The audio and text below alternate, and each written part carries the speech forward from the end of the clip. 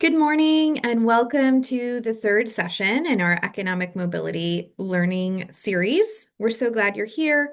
Hopefully you've got a good cup of coffee or tea in hand as we ease into this very muggy and somewhat wet summer Friday morning in Houston.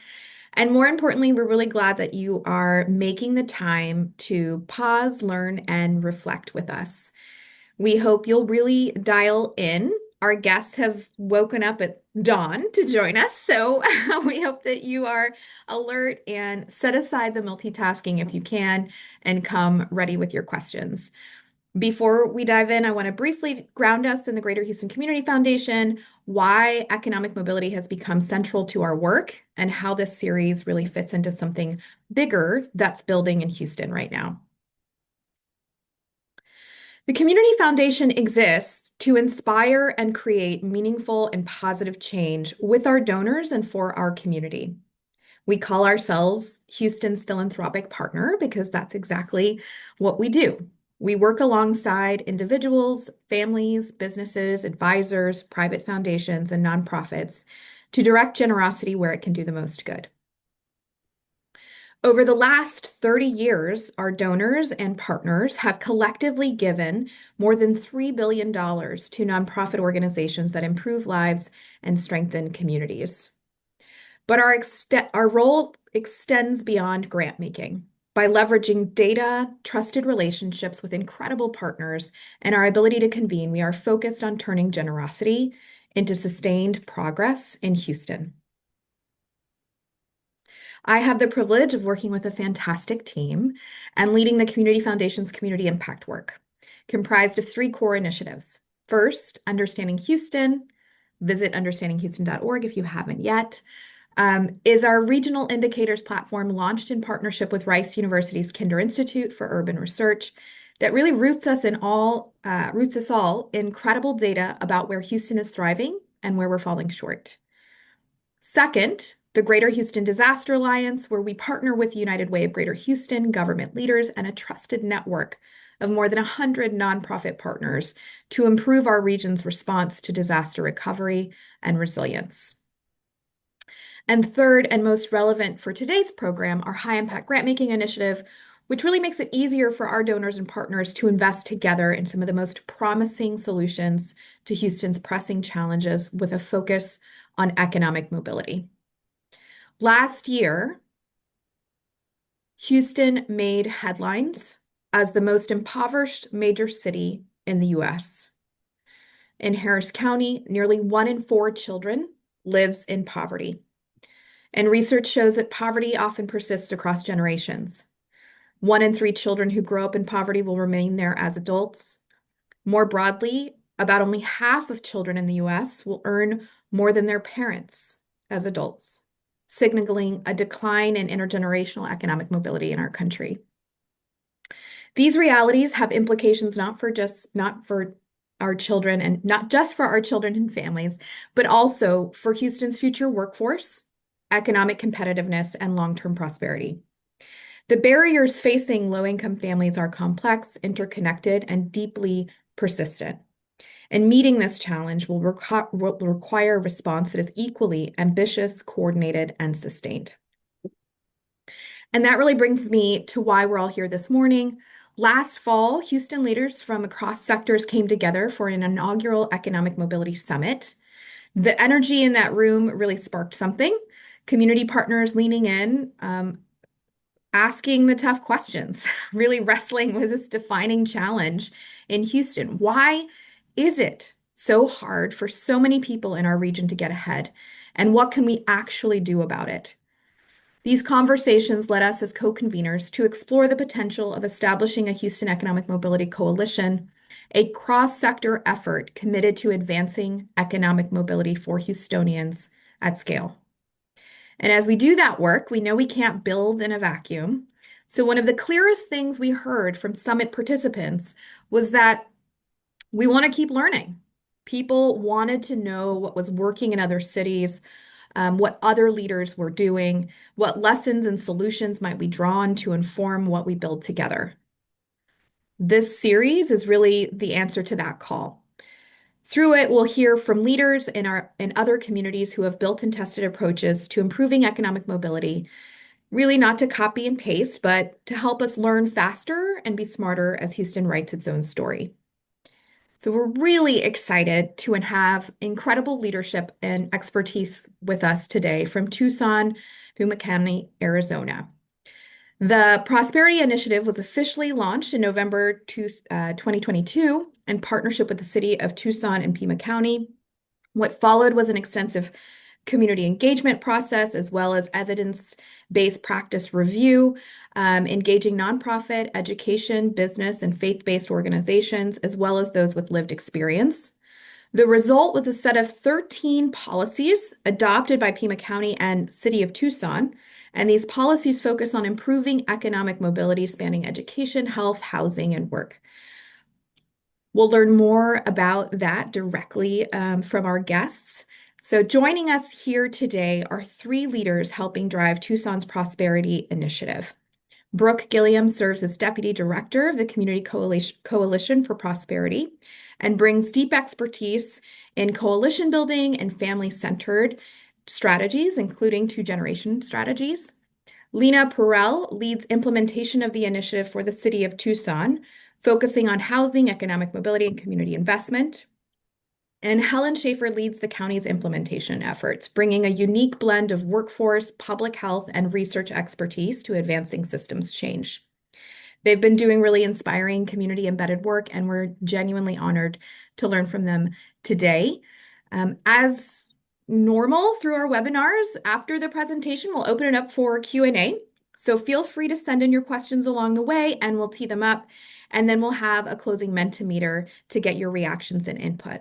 So with that, I am going to turn it over to Helen to get us started.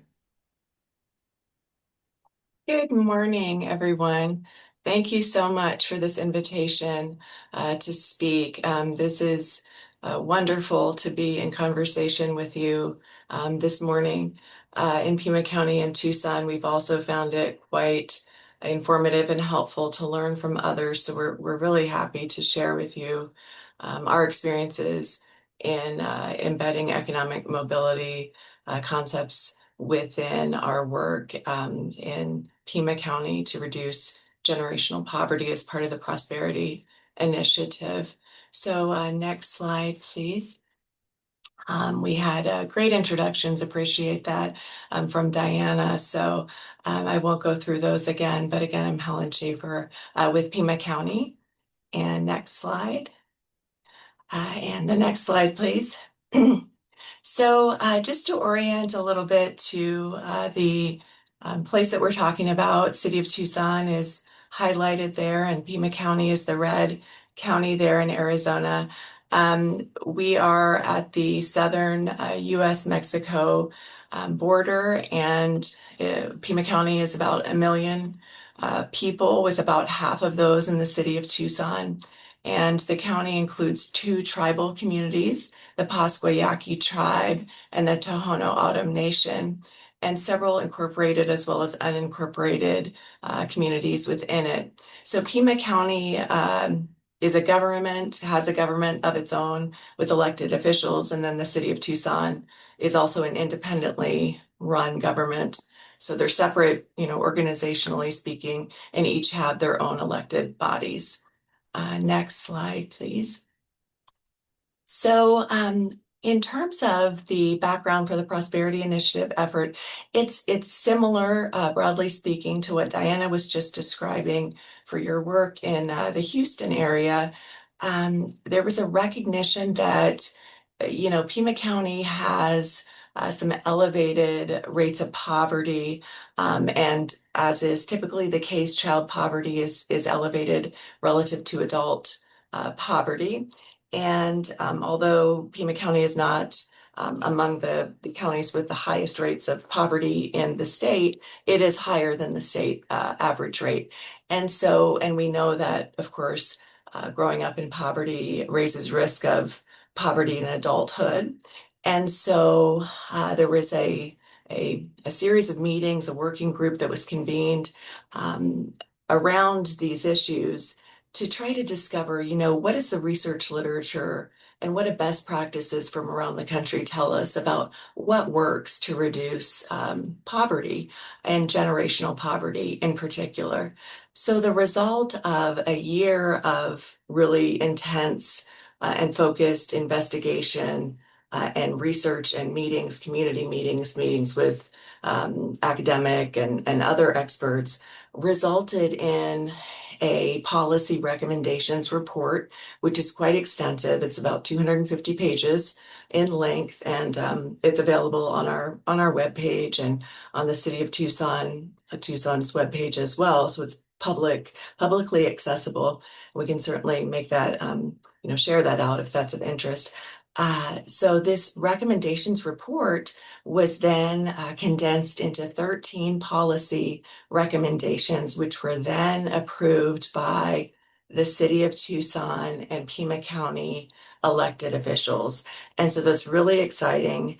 It's a set of policies that really gives us a framework for how to move forward on improving economic prospects for people in Pima County. Within that policy framework are also three what we call cross policy strategies. And those have to do with crime, reducing exposure to crime, criminal violence, so the public safety element. We have an environmentally focused cross policy strategy, which is about climate resilience and environmental justice. And then the third cross policy strategy is the 2-gen or whole family approach, making sure that we're not looking at adults in isolation from the rest of their families. And when we're working with kids, that we're not doing so simply thinking of them as individuals, but rather as part of a family. So that's the content of the policy framework as a whole. Everything within it is evidence-based, and meaning, there's some research or studies to suggest that these are effective things to do to reduce generational poverty. Oh, okay. So this is fairly new in terms of, I guess, the scale and scope. The policy set was adopted by both county and city, just to give you a sense of the timeline, late 2023, early 2024. So that was an exciting development to see that policy framework get passed by our officials. Next slide. So the Prosperity Initiative, as it was, set up and through the research phase, and then on into the implementation phase, since the policy set was passed, has been collaborative. So we work in deep partnership together.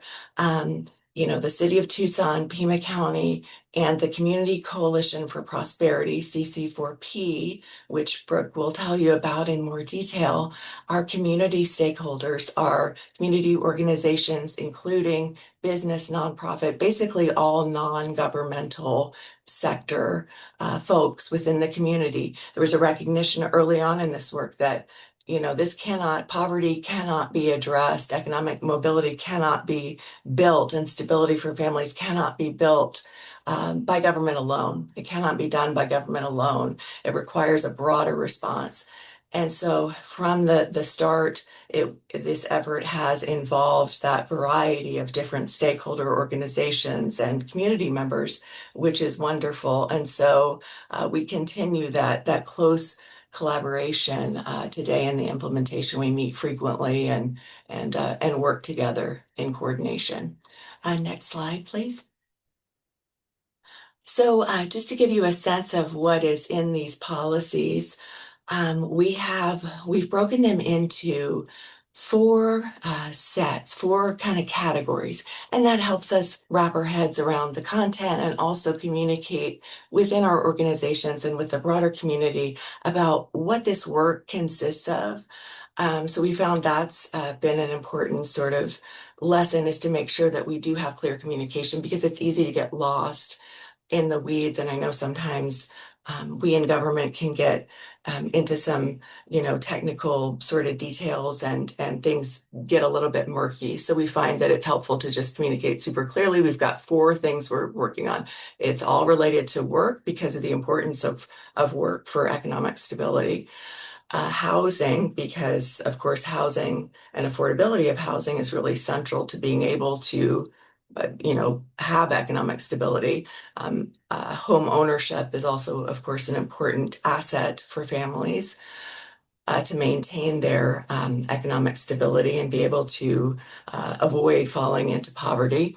Health-related policies, we've got a couple of those which are related to avoidance of medical debt through increasing health insurance, and then ensuring that when families expand, that they are doing so, that it's that there are resources, ideally to, that we don't want to, there's let me start over. Reduce unintended pregnancies so that when families would like to stay small, that they're able to have the resources to do that.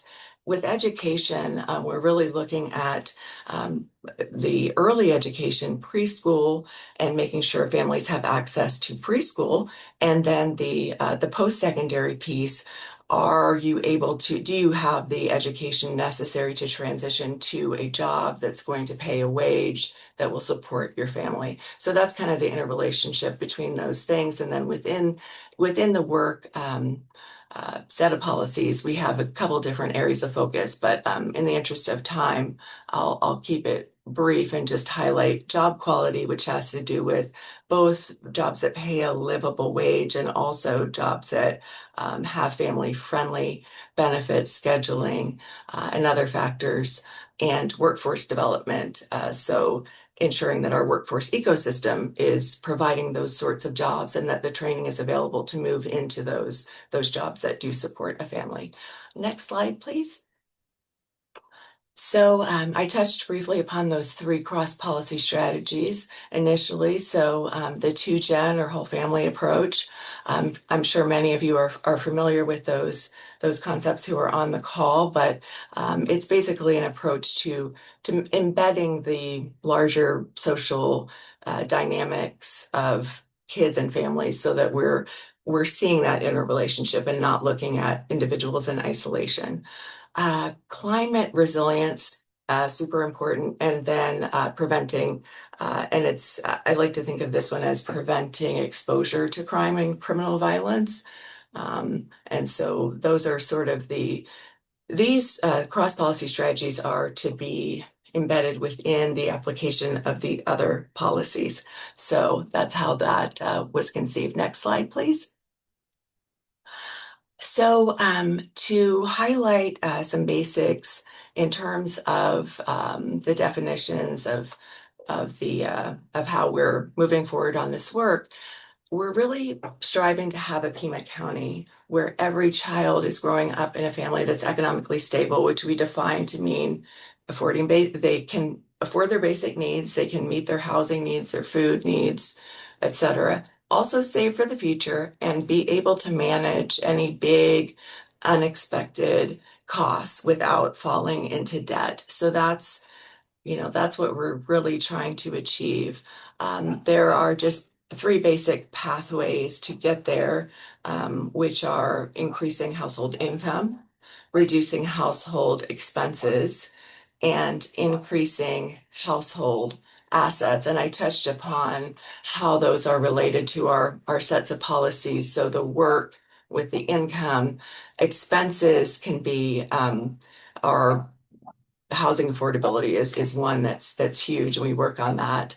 And then increasing household assets, so financial capability, for example, savings, and a home itself, home ownership is something that can contribute there. Next slide, please. Okay, so and then next slide. So within Pima County, the organization, when I joined Pima County in this particular role a couple of years ago, It was really imperative. One of our first things to do in the first year that I was in my role was create an inventory.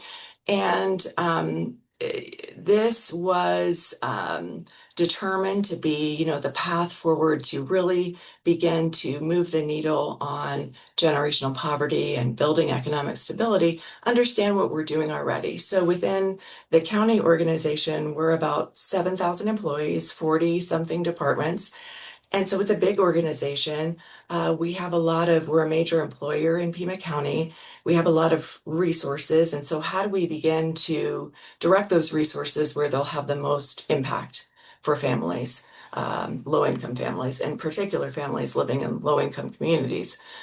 And so we really took a look at what are we doing already, and we created an inventory on that of those things. So we talked to every director in the county and elected those officials who run an office from an elected post as well. And we said, look, it was both it was an interesting process because we were able to work with people to really figure out how does their existing work intersect with this initiative. So we had conversations, and some were, not quite sure. They thought maybe our work has nothing to do with this. Well, in fact, it does. And so we were able to draw that out and start to make those connections.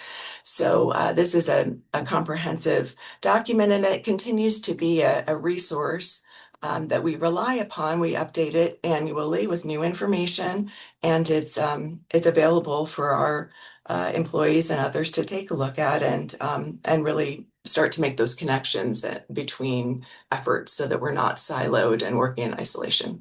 Next slide, please. Other focus areas. So just to highlight a few, building capacity and training tools. So we really have the sense that with this work, there are different ways that departments can take action within their existing areas and what they're overseeing and what they have authority to kind of tweak and change and shift. And so in order to do that, at scale, we need to teach, we need to train, we need to impart this information in a way that's useful. And so to begin to do that, we've developed an internal web page that has resources like what are evidence-based practices? Where would you find them? And so we've got the some major clearinghouse resources there that are applicable to work that goes on within the county. We deliver trainings often, and those are to every new director. We do these in sets about every 6 to 12 months. We'll hold another orientation meeting to just orient what is this about, and to convey that, in fact, the Prosperity Initiative is really primary to how Pima County operates. It really is a priority for our Board of Supervisors, and so how to make that clear and what that means is part of that. We've developed some talking points and a visual identity, so to just make that communication clear and consistent. Data inform county budget decisions is something else that we do. And so that's, kind of embedding within our processes. Policy change is also a key area, of course, as you would imagine. One upcoming example of that is a capital improvement policy, a capital investment policy that will ensure that when we are making capital or major construction or renovation work, when we're doing that, when the county's funding that it's done in a way that does engage residents, that it is directing resources toward high need areas when possible, that it's taking place in a manner that does not displace or cause gentrification. So that's part of that. That will be part of how the county's capital improvements projects are happening. And of course, this creation of this policy is done in collaboration with the departments that are responsible for those things. This is not, me and my team directing. It's us working with other departments to do that, and the taking advantage of the expertise in those departments. Measures to capture progress, another area, and I'm going to move on because I think we're taking up too much time here, but coordinating efforts. I'm sure my colleagues will talk about that in more depth. And finally, work groups. So we have a group that's working on, one of our groups is working on the unintended pregnancy prevention piece. This is facilitated by the health department, convening a group of providers within the region that are involved in unintended pregnancy prevention already. And this group has been convened to work on, study, reflect, and then produce a document that is planning out how will we respond as a community to anticipated and already occurring reductions in funding for that important healthcare service. And so, what do we do in response when those funding decreases happen? How will we ensure that families are able to make the choices that they need to make for themselves in the healthcare realm? And so that concludes my portion, and I will turn it over to Lena. Thank you. Thanks, Helen. Hi, everyone. Again, my name is Lena Perrell. I'm the Strategic Planning and Community Engagement Manager at the City of Tucson. And I'm just going to go through quickly what our early results look like at the city and at the Community Coalition for Prosperity. So I'm doing it kind of in more of a timeline. So the City of Tucson adopted the Prosperity Initiative in January of 2024, we really focused on, after that in 2024, on alignment and measuring success. So one of the things that we did was we aligned city operations and investments to implement the policies. So we really had a focus on embedding and aligning updates to other city policy documents. So at the time, the city's general plan, Plan Tucson was being updated. So we wanted to make sure that all of the policies in the Prosperity Initiative were embedded into that policy document. Also, the Housing Department's strategic plan called People, Communities, and Homes Investment Plan was being updated. So anytime we want to say, well, we adopted these policies, we want to make sure those policies are embedded in all of our other department and city policy documents to make sure that there's alignment with that. So we also, at the same time, we're developing and finalizing metrics to measure impact in collaboration. So part of that was the Urban Institute's Mobility Action Learning Network with Pima County and community partners that we did from January 2023 to December of 2023.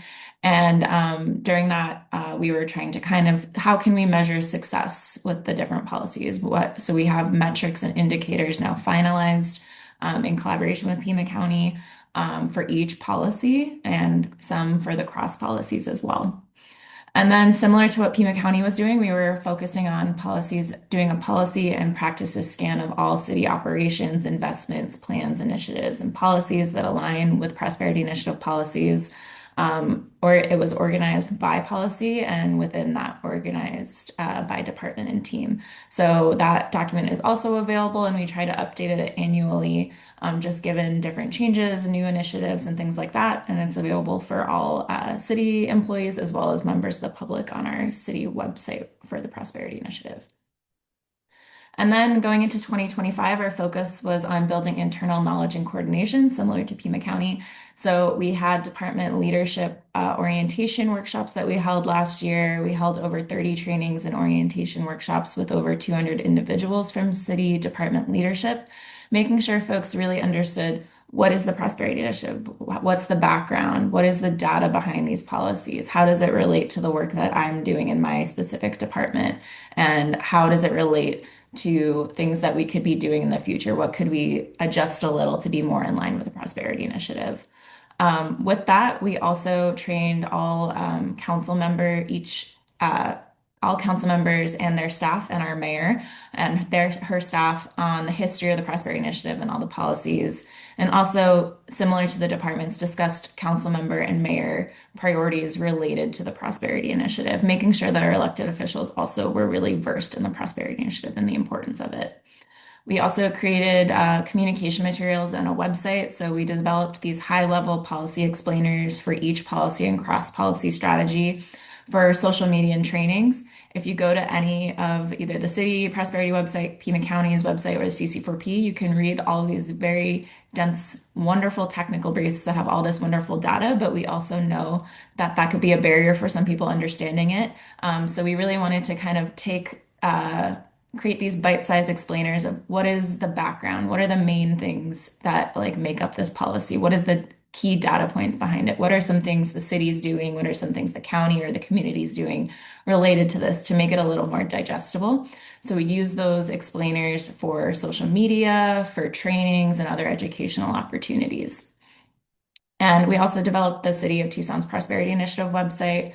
I can drop that in the chat later. It's just prosperity.tucsonaz.gov. And then we also have trained each department has a Prosperity Initiative representative. So they're trained to answer questions and answer questions, to educate and answer questions to their respective departments. So we really wanted to make sure, currently we have quite a small group working on the Prosperity Initiative, but we wanted to make sure that every department had kind of their main person if there's questions that they could go to. And then looking into 2026. So right now we're in the midst, we have a City of Tucson Prosperity Initiative Action Plan, which translates adopted Prosperity Initiative policies into actionable city steps over the next 3 to 5 years, aligned with what Pima County and the Community Coalition for Prosperity is doing. And our focus is really city-specific departmental responsibilities and cross-department coordination to ensure there's community engagement, measurable impact, and accountability are achieved. So that is currently in draft form. We presented to our mayor and council back in April. We're currently meeting with all our departments again, all their leadership to go over the action plan before we have a finalized plan and a pathway forward for the city looking internally, hopefully sometime in September. And then one very cool thing is that we do have the Prosperity Initiative was used for the city's strategic budget analysis for the fiscal year 27 budget. And most programs that are aligned with Prosperity Initiative have funding attached to them next year, even amid a difficult financial period for the city. And it really showed the commitment to the Prosperity Initiative and moving those types of programs, policies forward and making sure we keep them even in a difficult financial climate. And we're also currently working on with Pima County indicator metrics tracking dashboard. So those metrics I talked about at the beginning that we finalized, we're currently turning that into a visual dashboard that any members of the public, elected officials, staff, anyone in Pima County and the city of Tucson can use to track what we're doing and see if we're making an impact. So we're hoping to have that launched later this summer in August.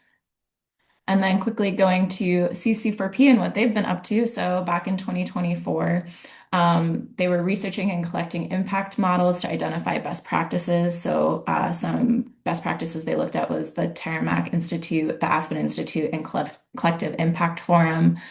They held community meetings with diverse stakeholders to vet ideas and receive feedback. So there was a shared draft purpose and structure for measured interest and engagement. The city staff, county staff, all these community partners were really involved in that and kind of going to those meetings and providing feedback, vetting those ideas. And then in 2025, there was momentum of gathered commitments and participation for leadership from sector leaders, from funders, from us city and county staff.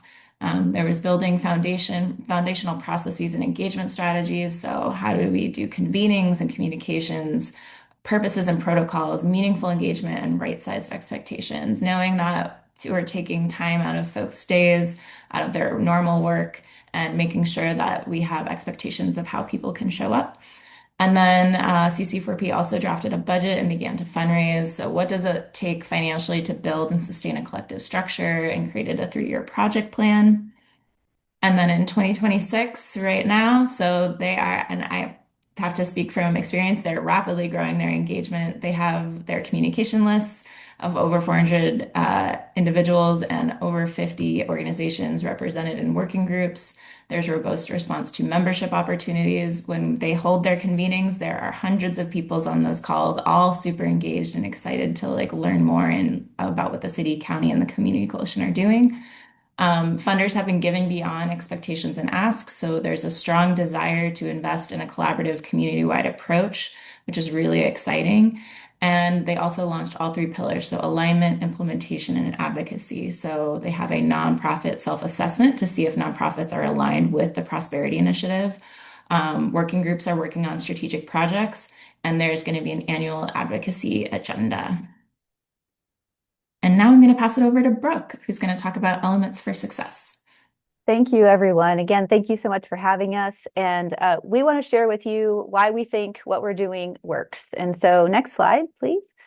So we really see our elements for success as three main things: a shared framework, a collaborative structure, and deep trust. Next slide.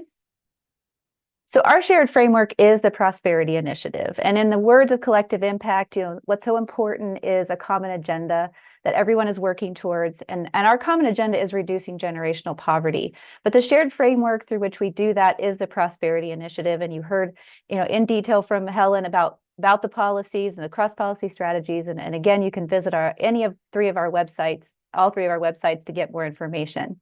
But that evidence-based policy framework really yielded that initial buy-in from elected officials to adopt the framework. And then as this ongoing implementation, as you heard from Helen and Lena, that they're sharing this with their departments and their directors, and the staff is really buying into this as well. And then community partners seeing that we have this shared blueprint, this common blueprint that we can all come together and work towards, really builds alignment together towards this common agenda. And embedding these policies into the programs, practices, and resource flows across the community, as you're hearing, the city and county are doing that with really deep intention. That embeds that into our community, into the ways our community is working and functioning beyond the tenure of any elected official. And that became really important as well, that we wanted the Prosperity Initiative to really belong to the community including the city, the county, and our community partners. Next slide. So our collaborative structure is the Community Coalition for Prosperity. And what we really do as a CC4P is facilitate alignment with the Prosperity Initiative by creating fabric and containers, a fabric of communication and education and containers or opportunities for convenings and networking and learning and growing together. So we are the dedicated backbone organization that facilitates that cross-sector engagement. We do that through our three pillars: alignment with the Prosperity Initiative, implementation of the policies through the strategic action projects, and advocacy to continue to elevate the voice of lived experience back to our city and county officials, back to our nonprofit leaders, back to our funders about what the priorities in relation to the Prosperity Initiative policies are from our community.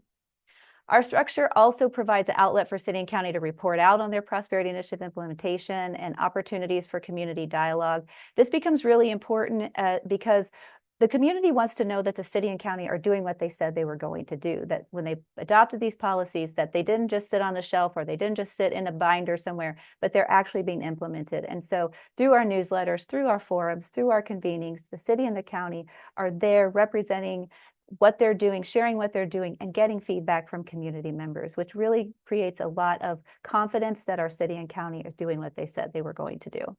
And so just our existence creates that accountability. There was early conversations about, when it was adopted, well, how are we going to keep them accountable?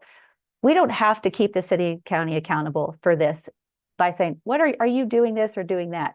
Our existence, us coming alongside, community members coming alongside the city and county and saying, we don't expect you to do this alone. We want to do our part. We want to help also with the Prosperity Initiative. It really engenders a lot of accountability across all the entities. Next slide. And we know that without trust, we cannot make change. And we have adopted Franklin Covey's quote that systems change happens at the speed of trust. We co-developed a vision, mission, and guiding principles for the Prosperity Initiative, the city, the county, the coalition. And our vision is a community where every family prospers. as you have heard in detail, real commitments have been made by our city and county governments. We are facilitating real commitments by our nonprofits or our non-governmental sectors. That creates this really deep optimism that we can make change and make a difference this time. We heard that a lot early on. How is this going to be different than things that have already been tried before? And a big difference this time is that our city and our county and our community is working together in really, really integrated partnership. And as a systems change effort, we are committed to building trust. And next slide is how we do that. The mission of the coalition is to grow prosperity in alignment with the Prosperity Initiative. And we do that along really 4 really important values. We are grounded in trust and authentic relationships, knowing that without authentic relationships, we honestly just can't have trust. And we do a really deliberate work to build those and maintain those relationships. We're rooted in community agency and lived experience, which means we believe that we have the agency and the ability in our community to affect change. And we center the voice of lived experience, whom we call context experts, throughout the work that we do. We orchestrate systemic and coordinated action. That's what we're here for. And we work and learn with accountability. We know that we are not going to get it right the first time necessarily. We want to celebrate our wins. We want to recognize when things need to change. We want to be honest about that. We want to recognize that we are humans doing messy work and we're doing it together. And the best way that we can engender trust over time is to continue to be accountable to each other. So that's my presentation. I will hand it back over to the team at the Community Foundation and to lead us in questions. Great. Thank you so much. That was really fantastic. Appreciate all of you supporting and giving us the context and background of what you all are doing. I'll start off with just kind of a capture succinctly, maybe from the 3 of you, of what is the most meaningful change? Meaning that, I mean, you all are relatively early, but you've done a lot of things actually. And if you could pinpoint to a major policy win or a major shift in how people were working together, maybe overcoming distrust, as you mentioned, Brooke, what stands out as sort of the biggest most meaningful change and impact to date? And Helen, I'll start with you. How about that? Sure, absolutely. So, I mean, I was thrilled to see us adopt a shared mission, vision, and guiding principles for across the city, the county, and CC4P. Thank Um, you. yeah, because those are so imperative. You know, it's to me, everything else is kind of driven by having those same ideals in mind. And the we had several meetings, you know, to kind of work this out, and you know, of course, each within our organizations, and we involved other stakeholders to make sure that we were engaging and including those views as well. But the content really is derived from the policy itself, because the policy and the report document are so robust. So that was a big win for me. That was just to articulate and make those explicit.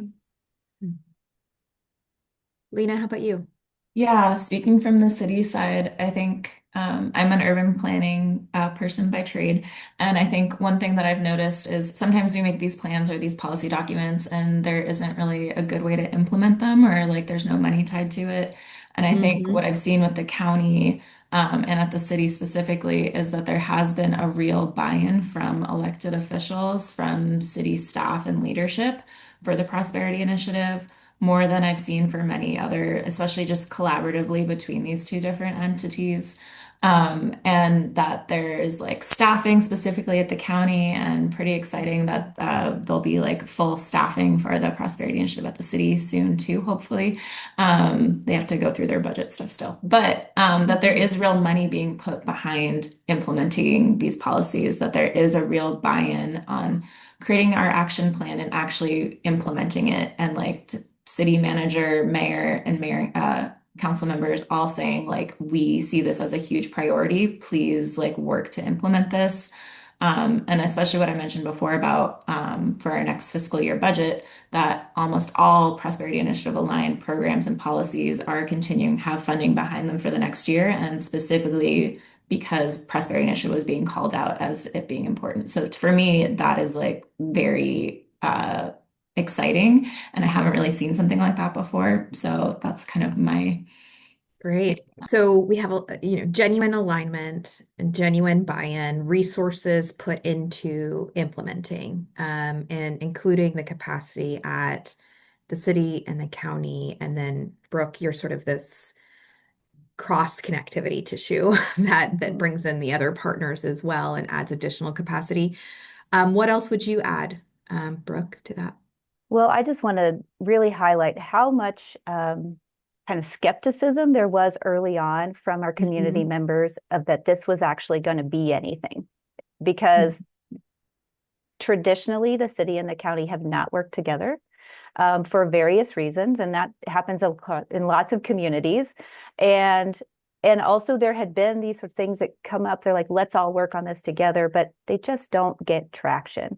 And so I cannot stress enough how important it has been for the community to see the city and the county take the lead on this.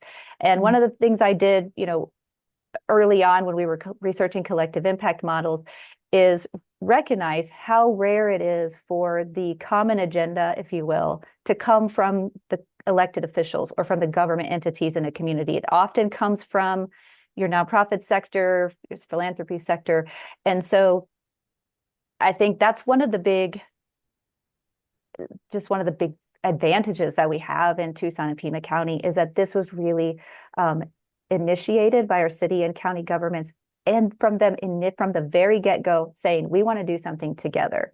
So that's and that's actually come to fruition over the last 2.5 years, has given the rest of the community, so much desire to come alongside and be part of it as well. I mean, the CC4P doesn't have to work hard to engage our community partners because they see the city and county so engaged. They're ready to just come right on board. It just enhances the credibility and the belief and the durability of this if the city and the county are really at the helm and part of that leadership. So tell me, I guess, I don't know who else could add just a touch more. Like, what was the catalyst? Was it just a new mayor and a new judge coming in, or was it a special ranking from Dr. Chetty? Was it like what was the seed catalyst? Who was it? What was it? Because you're right, every context is different. Every city is different. We're comprised of a different set of leaders and culture and everything else. But you spoke to it, city and county, difficult to get aligned. So what could you add more detail to that? What was the catalyst? I can jump in quickly about the beginning. So, back in 2022, our current vice mayor, Lane Santa Cruz, requested that Bonnie Bezada, who at the time was working for Pima County as the Ending Poverty Now manager, to come to mayor and council and present on poverty that was emerging out of the pandemic. So it was just like right at that time where we were seeing data, seeing how much the pandemic was, where we already had super high poverty levels in Tucson, Pima County, and it was just getting worse. And I think I credit a lot of it to Bonnie because Bonnie has been kind of the backbone of the Prosperity Initiative from the beginning. And I think she communicated really well to the city and to the county and to the community about this is a serious issue. This is not normal and it doesn't have to be this way. And I think she was really focused on okay, what can we do locally here? What are local policy changes we can do? And really communicated that really well to both our mayor and council at the city and the board of supervisors at the county. And I think there was just a lot of buy-in from there. And I think our mayor, I will give our mayor a lot of credit. I'll give the board of supervisors a lot of credit and the rest of our council. But there was a real just this is a problem. So I think it's a mixture of both of our mayor and council and the board of supervisors, but I would love to just credit Bonnie Bezada, who kind of really pushed everything forward. That's great. Thanks for sharing that. There are some questions coming in from folks on the webinar. So one of the things building on just that point of around city and county leadership, how are you anticipating shifts in elected leadership and how might that affect the plan or the execution and beyond sort of those 10 terms?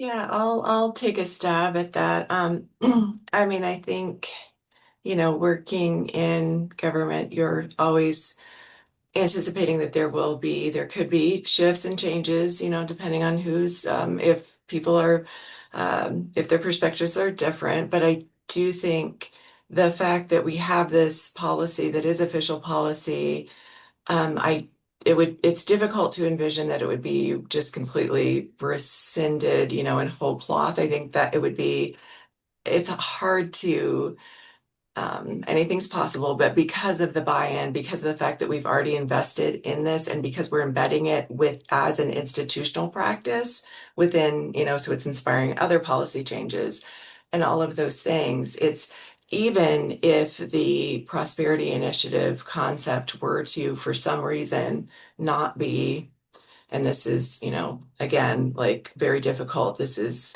an impossible scenario to really, I don't think that's realistic, but if somehow something occurred like that, the ideals I think the work would still be advancing because of the work that we're doing to ensure that it's embedded, it's institutionalized, it's part of how Pima County does business. Mm-hmm. And What were some, oh, sorry. and I just wanted to say from the city side, mhm. just agree with Helen that I think since the first thing we did was embed it in all of our other city policy documents, especially our city's general plan and department specific plans, is like those are going to be in there for the next, like our plan Tucson is for the next 10, 20 years. So Mhm. like that is the plan, like that is our That's the city general plan. institutionalizing, That's the putting the plan in the institutionalizing plans. it. So like even Yeah, if leadership changes, we still have all this foundational stuff embedded. got it. Great. What were some of the stickiest sort of decisions that you all had to make along the way? Um, what are tough decisions that really stand out? I have a kind of funny, not serious one. Trying to create a cohesive logo for the three entities was probably way harder than I anticipated it being. And now we all have our own. Just, I would say that was a funny, sticky situation that I don't Yeah, think any of logos us and branding are anticipated. always hard. Anything else that comes to mind? Uh, Honestly, it's been it's been pretty smooth, I have to say. I mean, I think we're all kind of like having our time because we feel very, and we all feel very lucky and appreciative of each other for that, and really try to show a lot of gratitude for that. From a coalition perspective, we are we haven't run into this really in many significant ways yet, but we have this anticipation that with such diverse stakeholders, you're going to have people come to the table who really just don't agree about things. Like, part of our membership is, the Chamber of Southern Arizona is a member of the coalition alongside, our really like deeply rooted grassroots, social justice organizations who sometimes don't agree with what the chamber does. And so Yeah. we have not, we haven't yet had, everyone's sort of really coming to the table with the best intentions and with an open mind right now. But we're early in this work. Hmm.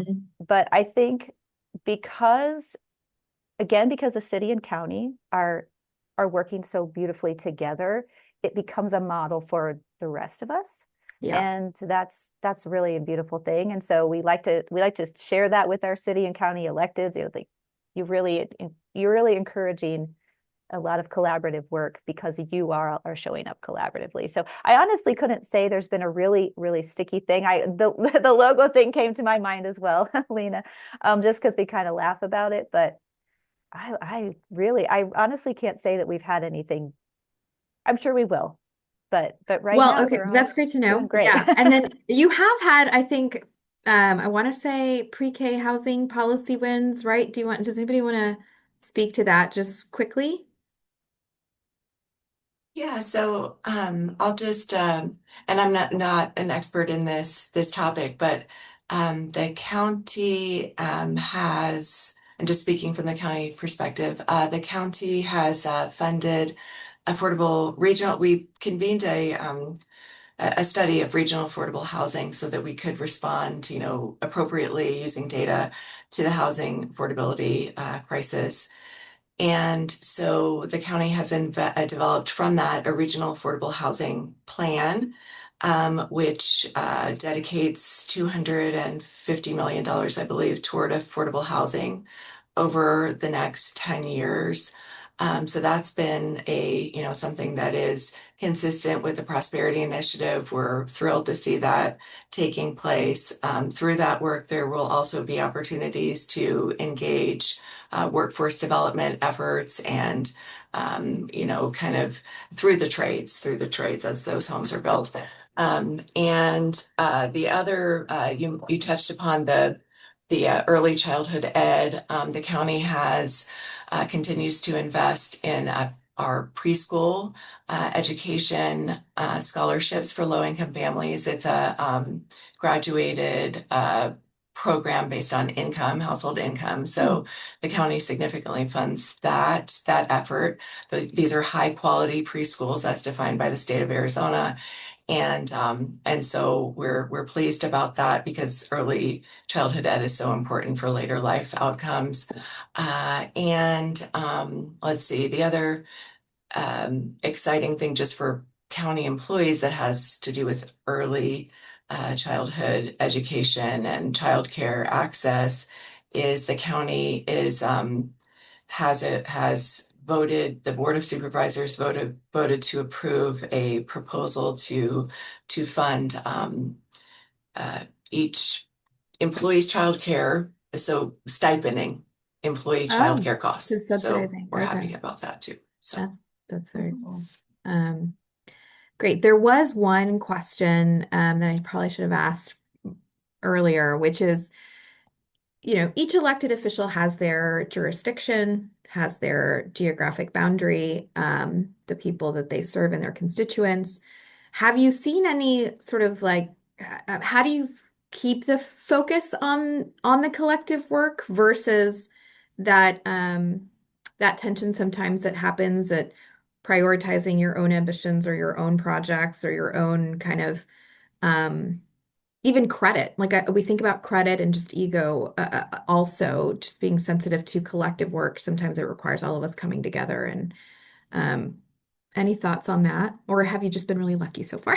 It's early, but I'll say I know that it definitely exists, but I think one great thing about this is that it's more staff doing the work and communicating kind of through these things, not connected really that much with that era. So I think that the staff working on it were very collaborative and kind of keep it moving. And there will be, sometimes egos here or there, but like in terms of the actual work getting done, I think that having it based with staff has really helped kind of move past that, I would say. I don't know, Helen, if you have any other thoughts, or Brooke.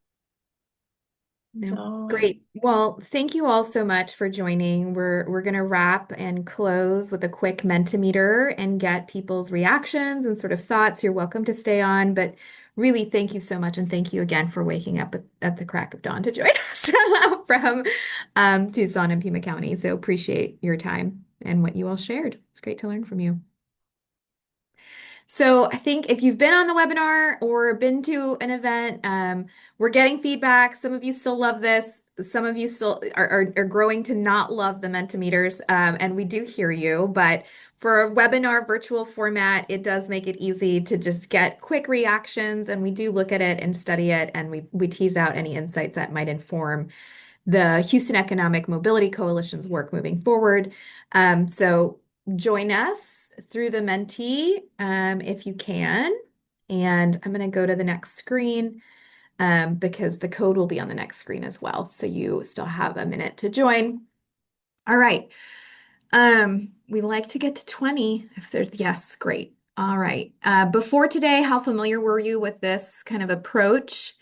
The Prosperity Initiative in Tucson, Arizona. Okay, some of you were pretty familiar. Cool. Great.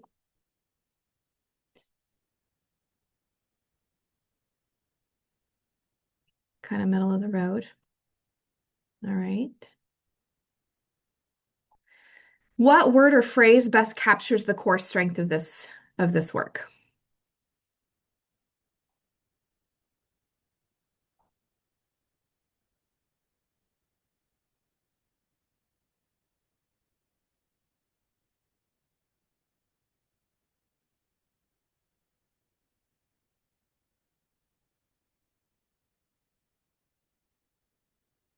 Policy, collaborative, collaboration, government. Yeah, that's sort of what stood out to me. Government leadership was a big part of that, which is great to kind of learn about, something we've definitely been thinking about in the Houston context. Solving for it, as we all know, a lot more difficult. If Houston were to learn from this approach, speak to just one element that we might take and adapt for us in the next 12 months. What would you highly encourage that we take and potentially adopt or adapt? Yep, county and city collaborate, better cross communication, dedicated resources, money. We need a robust shared framework. City and county buy-in, dedication, putting individual or short-sighted interests aside for the collective future, long-term commitment, government accountability with community, intentionally collaborating, engaging city and county officials. Embedding the work within institutional plans. Yeah, that was a good one. Putting the plan within the plans that will last 10 to 20 years. I don't know if a plan lasts that long, but some of them do. Long-term community structured framework, missing boots on the ground, minority need, direct funding, not used for data, then call collaboration. No, I'm sure I fully get that, but a call for more community groundedness, not just money for data, maybe, and collaboration, but really money for people on the ground, is what I'm getting from that. Infrastructure building, shared language. Great. Thank you all so much. Um, do you know of something in Houston that is doing something similar?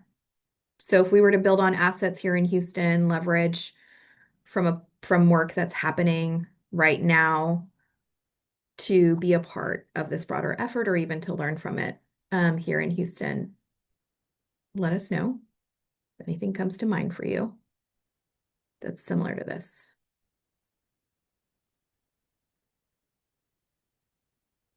I do not. Yeah, nothing coming for me either, actually, on this one. Okay. As a result of today's session, what are you most likely to do next? Maybe learn more through further researching the initiative, share something you learned with someone else, connect with the presenting organization, explore what your organization could adopt or adapt from this, propose a pilot or new initiative. Okay, great. A lot of further research. Yeah, I do want to read their 250-page technical report, as well as see their 2-page or more bite-sized digestible reports. I want to read all of that, which is great. A great resource. Well, thank you all so much for joining. I have one more slide to figure out how I get up, which is just a reminder and an opportunity to um, sign up for our upcoming webinars. We have 2 more coming up, and let's see if I can do this. It's harder for me as I get older, for sure. Here we go. So many screens. Here we go. Okay, share screen. Okay, so we made it easy in that there are URL codes to take you to the website to register. We have the Promise Partnership in Utah, and so they've been at collective impact work, I want to say close to 10 years now. So they're fantastic. They're really candid and kind of sharing the heartache of what this work involves, as well as their highlights and what's worked. So that's going to be a fantastic one. They also have sort of a place-based element alongside regional kind of strategies. So that's a great one. And then Opportunity Insights, who we've had in the past as well, works really closely with Dr. Raj Chetty at Harvard. So that team has come out with some new research about housing redevelopment, the Hope 6 federal program, but really compelling research about how that has changed trajectories for children, and sort of insights into how we can leverage housing to create economically more kind of mixed income communities that foster economic mobility. So we hope that you'll join to learn with us for these next two. With that, thank you all so much for joining.